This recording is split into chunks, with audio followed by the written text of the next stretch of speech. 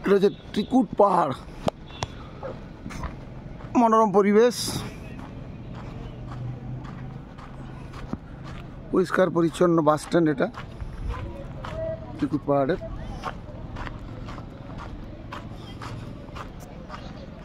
দেখতেই পাচ্ছেন।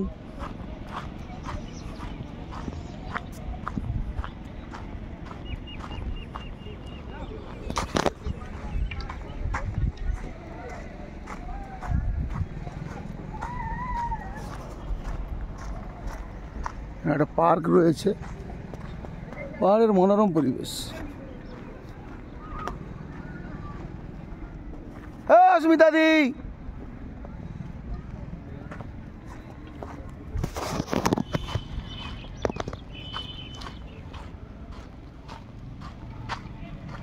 এখানে প্রচুর হনুমান, বাঁদর বলুন যাই বলুন প্রচুর রয়েছে।